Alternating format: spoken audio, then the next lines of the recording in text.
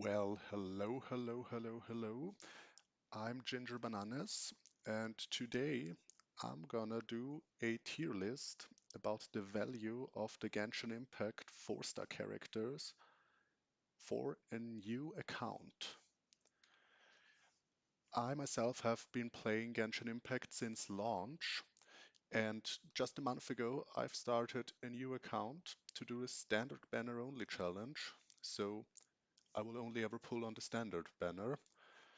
You can watch this on twitch.tv/gingerbananas, link in the description.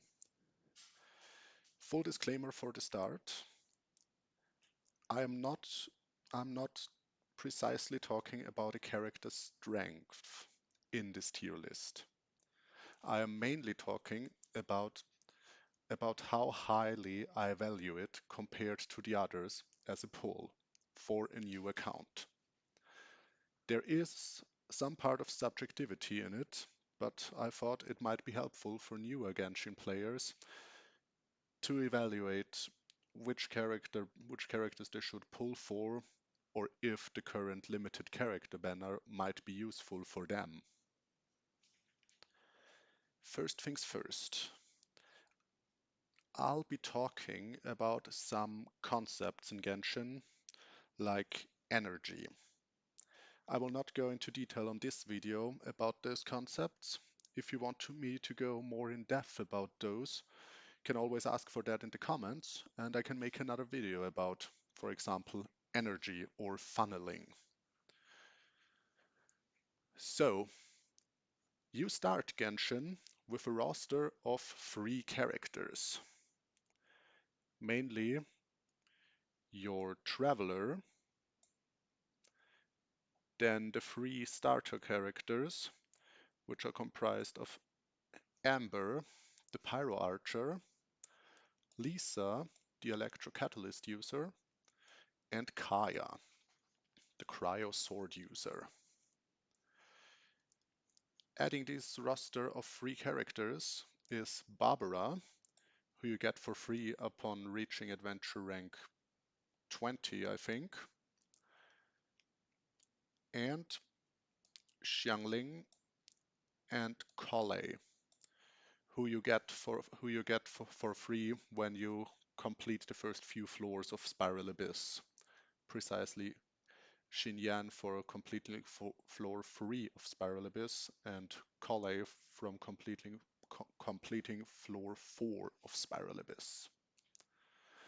So, as per my tier list, those characters are of course of little to no value for your account, because for a new account you want to have a wider selection of characters to pull from, to build your teams from. So unsurprisingly, those will go to the lower tiers of my list. I shall quickly go through the tiers. So I have the S tier, which is of course really powerful character that will be staples on your account. A tier for still really powerful characters, but not as powerful as the S tiers, of course. B, which is for really usable characters, which might be overshadowed by higher tiered characters. C tiers, which are really overshadowed by other options. You might be forced to use them if circumstances are met, but you usually don't really want to use them.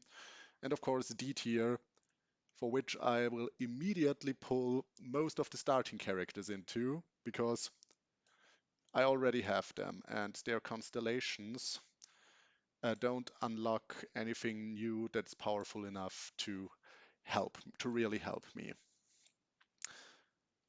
So if you pull a character you already have, of course, you get their constellation, and the constellation maybe unlocks a new ability or something new in their playstyle. But it's usually for a new character better to have a new account. Uh, Animal character and a main character can of course not be pulled. So As for the three characters from the start, all of them go into the D tier, characters you usually don't want to see in a pull, except Xiangling. I will go through all of those first, then over one character that has a special case, and then I'll start from top to bottom. So, for the three characters, Amber is the last in my tier list.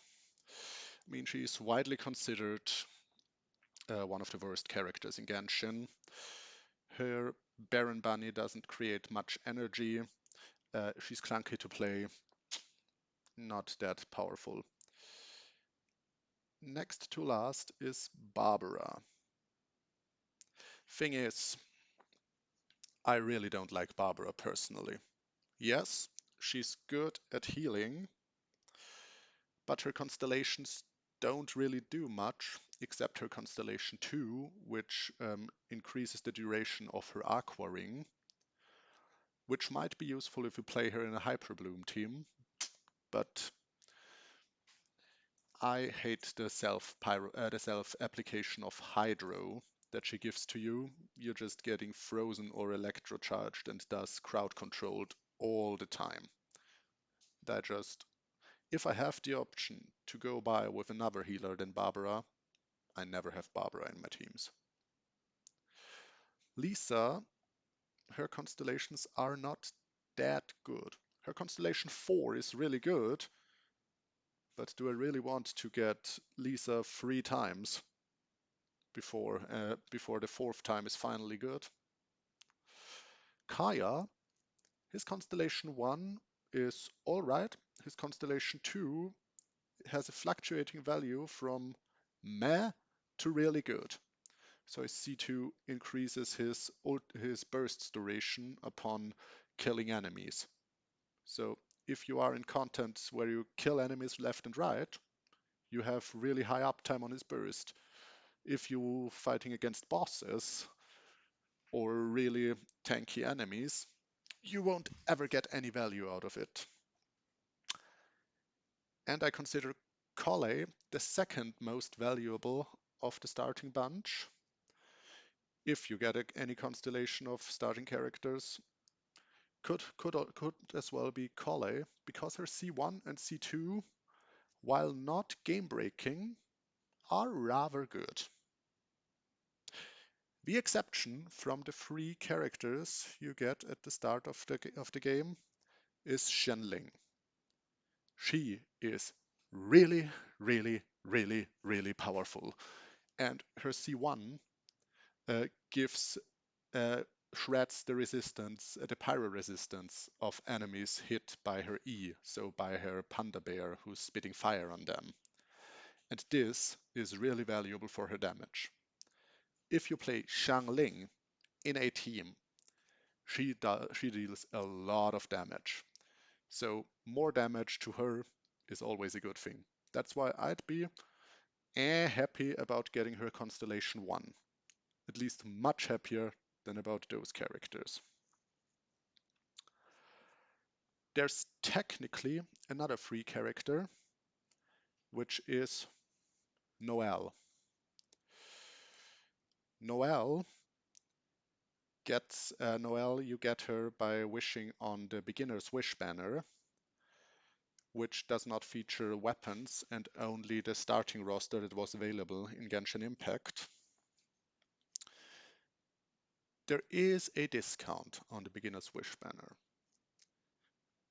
but I value Noelle so lowly that I would advise new players to not wish on the beginner's wish unless you need Noelle. And in my opinion, there's two cases where you really need Noelle on your character.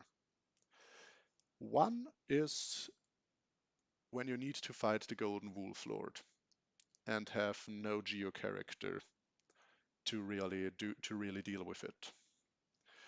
For the second one, we put a pin in it because we will come to it when we go further in the tier list. But for now, I'll put Noelle into the C tier that I'd rather not get them because I have better alternatives to play. And she will be the last slot in the C tier. Spoilers. How will the rest of the characters fare? I didn't go over one more criteria of my tier list that I should mention right now before I get to the meat of it. I consider how they match up and how well they work with the starting roster to create a functional team. So characters that might need a lot of synergy are lower ranked. That might need, which I mean, they might need a lot of other characters to work correctly. But if they work really well with the starting roster, they are they are higher up. You can see with the starting roster, you might already be able to build, let's say, the bare bones of a working team. So one team you can play is something like Lisa, Collei, um, Traveler, either Animo or Electro or Dendro. Maybe combine it with Barbara to form a Hyperbloom team, or without Barbara to form an Aggravate team, which might be a good start. I mean, Lisa needs a lot of energy, so maybe main character has to be Electro to get energy for her, but it works, and it works really well at that too. And the other team core that can be really powerful to play with is Xiangling, Kaya, and Animo Traveler. I mean, this one is with a little additional support. It's known as Reverse Melt, one of the most powerful 4-star teams you can play in Genshin, because Kaya and Xiangling have really powerful bursts that they that can stay around your active character, and you can use it with many other active characters. Um, the main problem with Kaya and Xiangling is that they need a lot of energy to work their bursts and reliably use them. But with proper batterying and good supports, they are ripe for abuse and can be really powerful. So, starting with the S tier, and I will now rank the character from top to bottom. Most powerful 4-star character that you can have in your early pulls on your account. And I believe most people will agree with me on that one, is Xingqiu. So Xingqiu might just as well be the most powerful 4-star character in all of Genshin Impact. Maybe even ranked on the same line as some of the most powerful 5-stars in the whole game. He has damage, he has Hydro application, and Hydro has among the most powerful reactions in the roster, and he has defensive utility. What is he balanced out by? He has high energy requirements. But I'll tell you, slap a Skyrider sword on him, which is a 3-star gacha weapon that you will get in an abundance by doing wishes just passively, and energy recharge sands, and he's doing fine. So Xingqiu will work really well in the Hyperbloom teams because he's supplying enough Hydro that that Lisa can trigger the Hyperblooms of the bloom cores you create with Xingqiu's rain swords. So he's really good in that one, but he also is really great in the Kaya Xiangling core, where he supplies Hydro to make Kaya freeze it and Xiangling melt vaporize it at the same time. It's not ideal and it's not the most powerful composition he can be in, But just with the starting characters, he's already so good that I'll put him in top of S tier, no questions asked. Number 2 of the S tier, which might also be no surprise to anyone playing this game, Sucrose.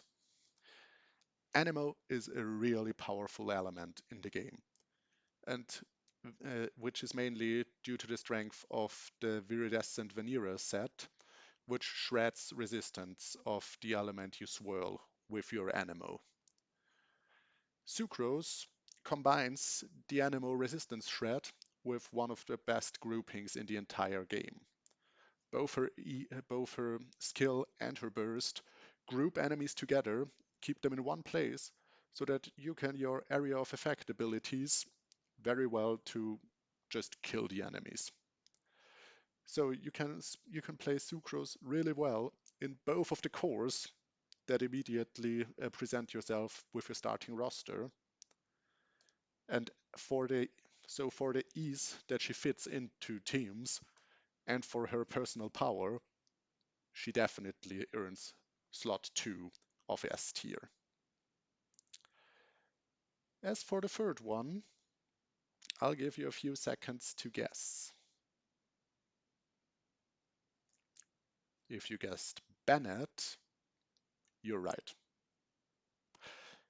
Bennett is just such a powerful character. Yes, he might not work that well in the Dendro team with Lisa and Collei, but he does wonders for the team with Xiangling. The thing holding Xiangling back from just destroying everything in her path is that she has high energy requirements. And Bennett is one of the few 4-star pyro characters, even among the 5-star pyro characters, so pyro characters in general, who can generate enough energy to significantly lower Xiangling's energy requirements. Also, of course, his burst does not only heal it gives a huge attack buff, which in turn benefits Xiangling with her Pyronado that has really high modifiers. So Bennett and Xiangling are a dream team combo, and so he's an easy pick for S tier because he just makes Xiangling destroy everything on his own. You can just drop Bennett Xiangling into any team comp and it will somehow work. Fourth slot in the S tier. This might come as a little bit of a surprise. Kuki Shinobu. Yes, I do value Shinobu really highly because of her favorable interactions with Dendro. Lisa needs a lot of energy, and by putting another Electro in a team with Lisa, you really ease up on her energy requirements. Just the same way as Bennett enables Xiangling to do more damage because you don't have to focus on all the energy recharge, Kuki does the same for Lisa. What she also does is constant Electro application to do stuff like hyperblooming. So add a Barbara and you generate dendrocores of Collei and Barbara, and Kuki does huge hyperbloom damage. The other thing is her because her healing also scales of elemental mastery, and hyperbloom also scales of elemental mastery. You get almost maximal healing while having maximal damage on her. Kuki Shinobu is perfect in Dendro, and I really like having her. She also works in aggravate or spread teams. So just putting her with Lisa in a spread team also does wonders and huge amounts of damage. Next slot goes in a similar fashion.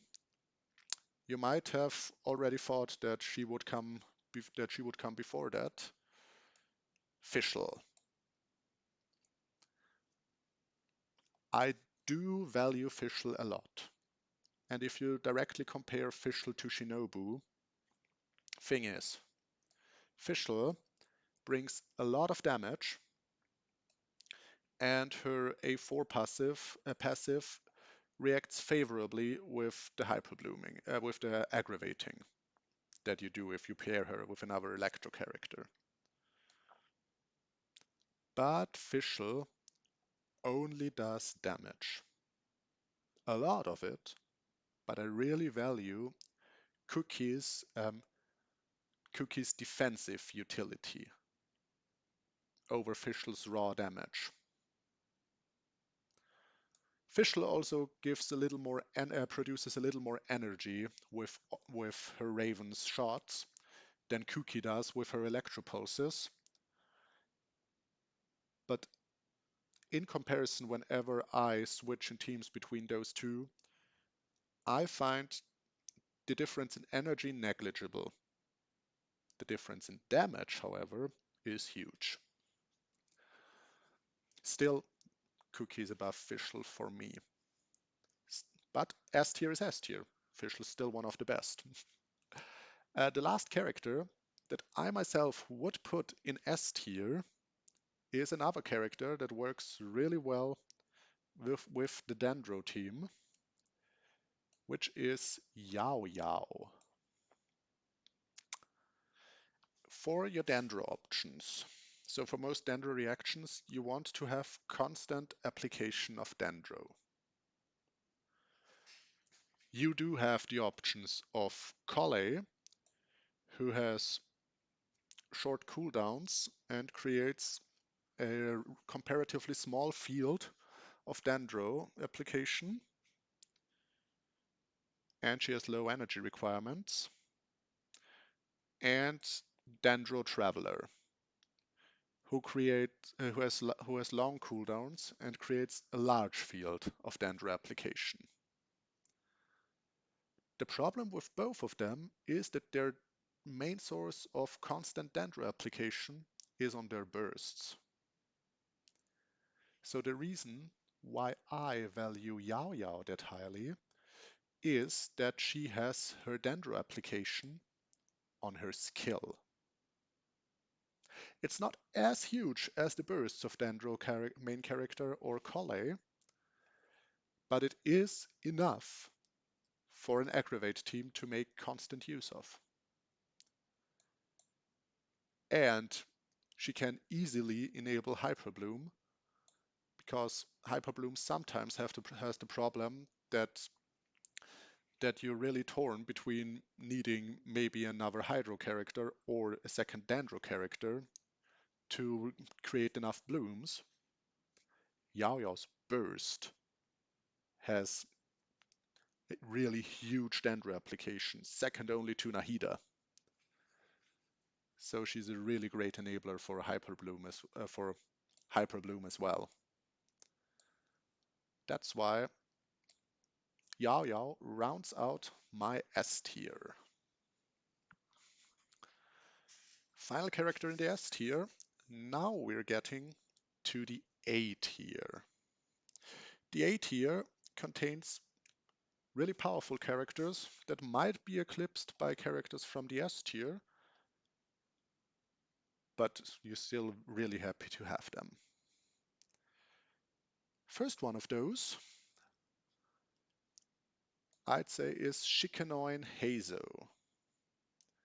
Remember all the good things I said about Sucrose? Well, Heizo has everything that makes Sucrose strong, but he doesn't have her great grouping. His burst groups a little bit, but not as much as Sucrose. However, I find him to be a really great on-fielder, and he scales really well with offensive investment. So if you have no Sucrose, Heizo's the next best Anemo character you can get. As for the next two slots of the A tier, you do remember that I have as one of the possible teams you should play, Kaya and Xiangling. I've already had Bennett in a high slot because he can battery Xiangling. Next two slots are supports for Kaya, because in the reverse melt team, you really like to have a second cryo, first to battery Kaya, secondly to apply more cryo so that you can melt everything with Xiangling's Pyronado, which is dealing huge damage. I say it once again. So second slot of the A tier is Rosaria. She's Kaya's partner in crime and produces a lot of energy. Her E is a gap closer, and her burst applies a lot of cryo, deals a lot of damage, and shares Rosaria's crit rate to her teammates, which is really good. You're going to be doing a lot of damage with Rosaria. I'm putting another cryo character right behind her because I really value the second cryo character to allow Xiangling to do a lot more damage in the reverse melt comp. So if you don't get Rosaria, next best cryo alternative among the 4 stars is, in my opinion, no, doesn't work, Layla or Lila. Don't really know how you pronounce her name. Now hear me out. I think Lila was unfairly frowned upon when she came out as being only defense, no offense. Lila's damage mostly scales with her HP, like her shield. So, unlike other characters that have a shield that scales with HP, she does not sacrifice her damage while still having a strong shield. Yes, her energy generation drops when her shield is broken, but the shield is the second strongest in the game anyways. And her burst only has a 40 energy cost. So you barely have to build any energy recharge on her because Kaya is producing so much energy that she can have a 100% uptime on her burst. So you just build her with HP percent main stats, look for decent crit substats, put a Harbinger of Dawn on her, and she'll still be doing a lot of damage. That's why I value Lila. Fourth slot of the S tier, of the A tier, is our Pirate Queen Beidou. Similar to Fischl, she's really powerful and does a lot of damage. Unlike Fischl, she needs a lot of energy. However, she produces a surprising amount of energy herself. So while it is not optimal to have Lisa and Beidou being like each other's batteries, I found that it's workable. And of course, both of those having a lot of electro, benefiting from the Dandra reactions, it just works. And it's a lot of fun, especially if you're in crowded floors on the Spiral Abyss or on crowded domains. So I think Beidou is pretty well situated in 4th slot of the A tier. She's not better than Kuki and Fischl. I'd rather have for my account a second cryo character to make the reverse melt team really work. Slot number 5 of the A tier for me is Toma. the Inazuman housekeeper. So Toma uh, has a very special place as a pyro character. He has decent-ish energy generation, so he works well as a battery for Xiangling to enable her to burst more often.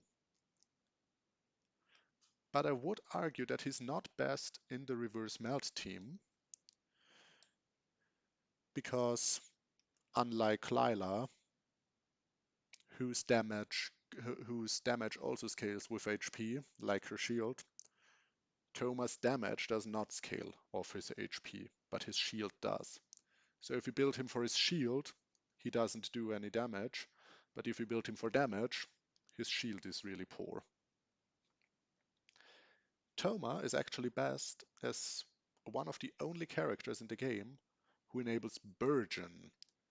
So Dendro plus Hydro. This Lisa is an Electro character. Why did I put her up? Dendro plus Hydro to create Bloom cores, and then apply Pyro to those to generate explosions. The other Pyro characters don't really work that way because they have either too much Pyro application in Xiangling's case or too inconsistent Pyro application in Bennett's case. But Toma with his burst has a delayed fire wave that works perfectly so that you can create your cores first, and his wave will cause the cores to explode and not apply too much pyro on the enemies so that they don't start burning. And when you play Burgeon, you want to prevent burning from happening. In this build, you have to build Toma full on Elemental Mastery, so his shield will suffer, and Burgeon does a lot of self-damage, but his shield will be able to barely hold out to the self-damage. You won't get much other utility of his shield, but still great. Oh, and by the way, if you build him purely for shield, he has a stacking mechanic, so if he stacks his shield fully, he will even rival Lila and have a bigger shield than her. But on its own, his shield is unfortunately rather unimpressive. Slot number 6 of the 8 here, I'd consider Sayu. Same strength as Heizu, an Anemo character. So rather strong on it, courtesy of her element, but she does not have the grouping of Sucrose. She doesn't even have the minimal grouping of Hazo, and she also doesn't have the damage of Hazo. Sucrose works really well in both the team cores, so Reverse Melt and the Dendro-based core, but having such a high cost burst really eats away at, at her building options. Because usually if you want to have an Anemo character, you want to build them full elemental mastery, that the swirls are really strong. But with Sayu, you really want her burst, which eats away at your elemental mastery. So not the best, but good. And I think having Anemo options is really important for your account. Last slot of the A tier, which might also be a surprise, and which will remove the pin that I put into Noel, is Goru. I would say the only second option, the second reason why you should pull on the beginner's wish to get your guaranteed Noel is if you've got a Goru from the standard banner. Because let's face it, if you get a Goru from the event banner, it will be an Ito banner and you will be wishing for Ito anyways. And Goru is the best support for Ito.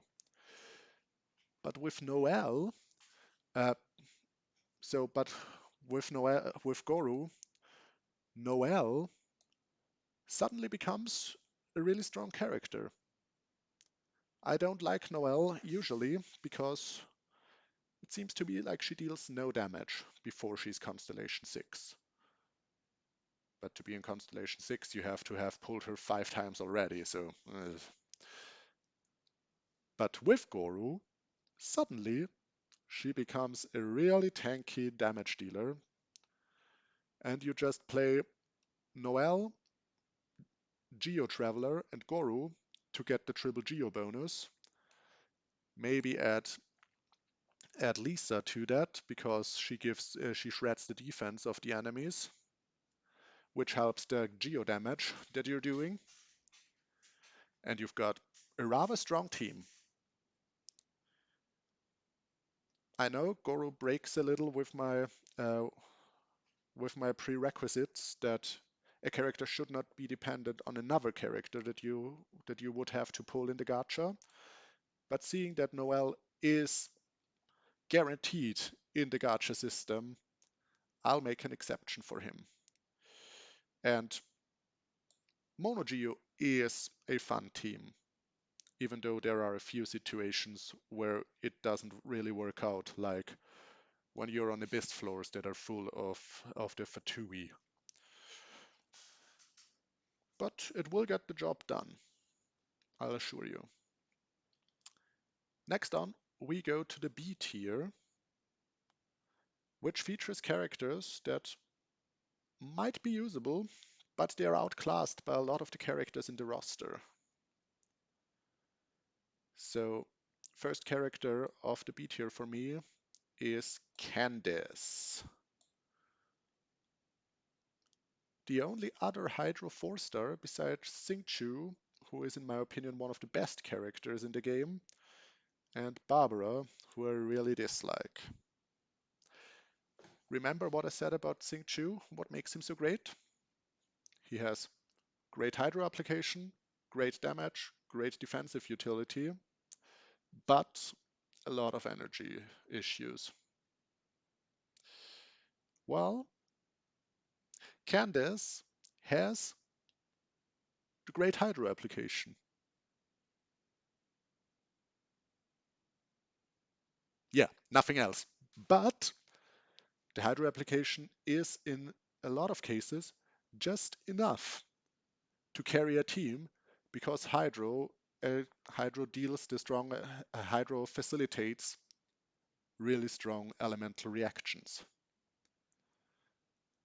So by having Candace in a like hyper fridge team like that one will make a lot of bloom explosions, a lot of hyper bloom explosions that she can reliably enable with her bursts Hydro infusion on Kaya. She will be, I would say, the most powerful.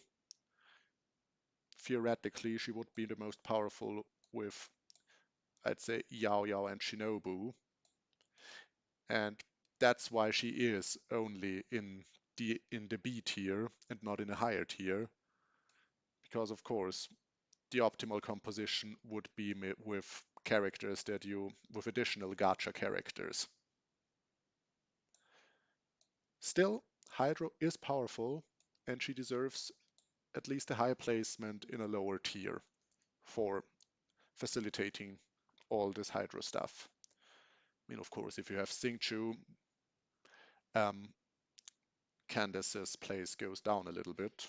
But if you don't have any, you will be really happy about having a Hydro character like Candace. Next slot of the B tier is Diona. She has a lot of similarities to Layla in that she has a passable shield, good energy good energy generation, and her shield scales of her HP, so of her health. Unlike Layla, whose damage scales off HP, Diona's damage does not scale off HP, but her burst can heal, and by a not insignificant amount. I just feel that Layla has better cryo application, thus can generate more reactions with Xiangling, and of course Layla does more damage because her damage also scales with her HP, while with Diona, if you build her on damage, her shield and her healing are kinda and if you build her on HP, she does no damage. So you have to find a balance between defensive utility and killing your enemies, because no matter what happens, best ground control is still just killing your enemies. Like in A tier, I have two cryo characters really closely together because I find it really important to have the second cryo character in the reverse melt team with Xiangling and Kaya, which in my case is Changyin. So Changyin, with his skill, he creates a field where he infuses melee weapons with cryo, which does huge numbers for a cryo application. And his burst has high enough multipliers that he can create a lot of melt damage if you just manage to time it right with Xiangling's Pyronado. The thing why I have him so low on the list is that besides the reverse melt team, which might get invalidated by a 5-star you might pull for,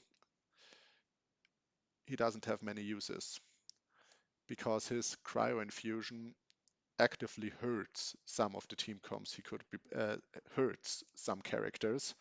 Infusions are not always a good thing to have. Also, he needs constellations before his burst really deals a lot of damage. And at C0, he's kind of and doesn't deal much damage. That's why he's so much lower and even below Diona. Next character in the B tier is Kuju Sara. Kuju Sara is in a curious case because she gives an attack buff that is almost as potent as the one that Bennett gives. But Bennett combines that with huge batterying power and a heal, while Sara has none of those, and her attack buff is rather clunky to use. She can be a battery with a Favonius Warbow, which on the other hand eats away at your attack buff, and Electro Resonance. And on Constellation 6 she becomes the best buffer for Electro units, but I do not consider high constellations in this one. Still, she can battery Lisa for the Dendro team, and that's always appreciated, because Lisa really needs a huge ton of energy. So, there are 3 slots in the B tier that are still coming above Xiangling. And I like to group these final 3 slots together as the selfish DPS characters. They want to hog a lot of on-field time and do as much damage as possible um, during that time, and have limited synergies and might need other characters that are not in your starting roster. Those 3 characters I'm talking about are Yanfei, Razor, and Ningguang. They all go into the B tier in roughly that order. So Yanfei is the highest of those 3 because she produces a lot of pyroparticles to in turn enable Xiangling's burst. It's all well and good, but only Kaya is not enough to enable her to do great reactions. So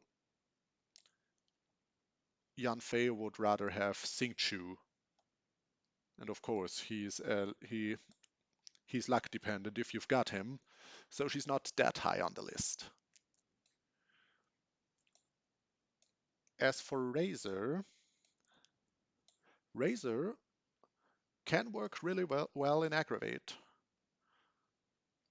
with either Dendro MC or Collei.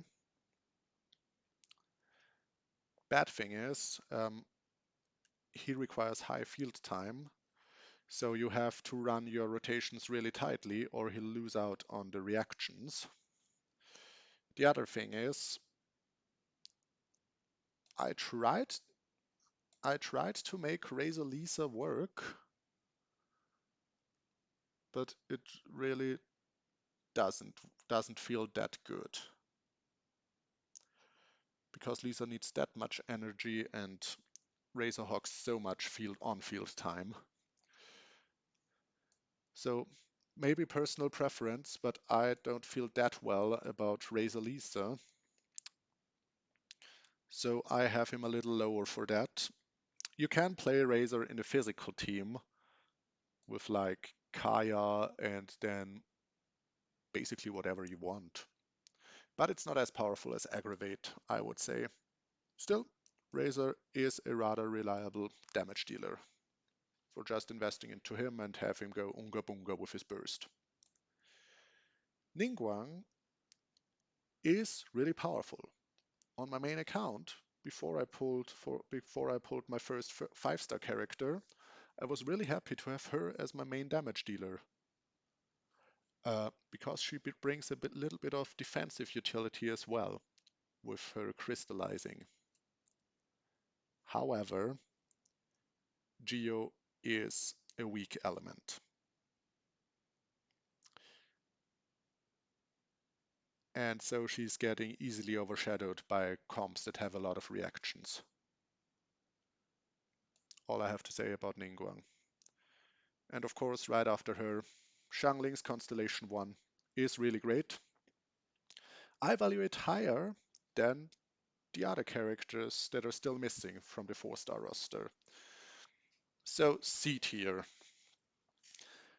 If I have no alternatives, I might play them, but I'd rather not because they feel clunky and not really fun to play.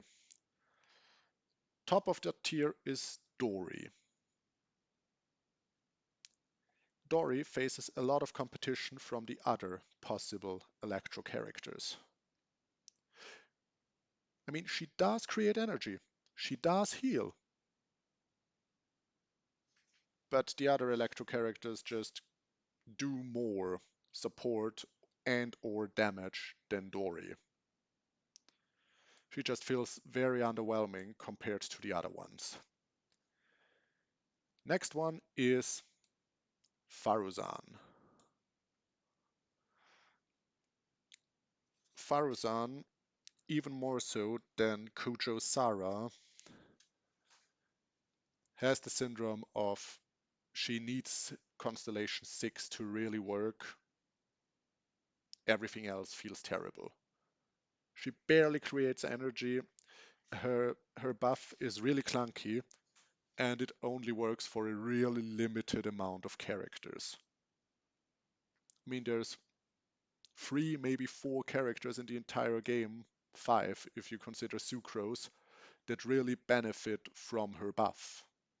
Among the 4 stars, it's mainly Hazu. If you consider 5 stars, yes, mainly Scaramouche or the Wanderer that works well with her. And Xiao, I guess. And then, yes, DPS builds of Jean or Venti. But I won't count on them, and as you can't count on getting a Hazo among the early 4-star pulls, I won't count on Faruzan being good either. That's why she is second in the C tier. She still is Anemo, Viridescent Venera is still broken, and she has a little bit of grouping, but that's her only saving grace from getting the last spot that is occupied by Noelle. Next slot after Faruzan is Xinyan. Xinyan is a really weird character. She is a pyro character that seems to be able to work with physical damage, and her E, so her skill, is a shield that scales of defense, which is a similar problem that Diona and Toma have. If you build her for her shield, then she deals no damage. And even worse than Layla, her shield is also part of her damage, but only while it holds, and it has really bad scaling. Even if you build her full defense, her shield won't be good. Also, the the aspect of her kit that scales with physical damage fails because she's pyro, and physical damage usually gets enabled by the combination of cryo and electro, which she really doesn't work well with because she's neither of those. However, the only thing why she is not in the dead last spots is because she produces a somewhat decent amount of pyroparticles. So, Xiangling battery. Yeah, and my last two slots, I don't know which one of those I rank higher or lower, are Mika and Yunjin. Yunjin is really great if you want to play Ayato or Yoimiya. And she's probably the best character at supporting those two. But for almost every other character in the roster, I think you can find a better support than Yunjin. Because I believe for most other characters, just a generic Viridescent Venera support will do more than Yunjin's buffing of auto attacks. That's why she's second to last slot, right before Noelle. And Mika is a lot like Faruzan in that he's supporting a really specific archetype, which is supported by like 3 characters in the entire game. By Razor, by Xinyan, and by Eula. And to a lesser extent by Rosaria and Shunhe that have secondary scaling of physical damage. The only thing that Mika has over Yunjin, why I don't put him in the same boat as Yunjin, is that Mika has a heal on his burst. So if you have really no second cryo character for the Xiangling Kaya team, you can use Mika just for the healing utility and the cryo particles to help Kaya get up his burst. So is it working out? Yes, I'd say that is my tier list of how valuable I find the Genshin Impact 4-star characters for a new account in mostly that order. If you want to catch me live, I stream Tuesdays, Thursdays, Fridays, and Sundays on 10 p.m. Central European Time on twitch.tv/gingerbananas. I hope I'll meet you there. Consider subscribing, also subscribing to my Twitter and Instagram to be updated on any of my schedule changes. I hope to see you soon. Bye bye.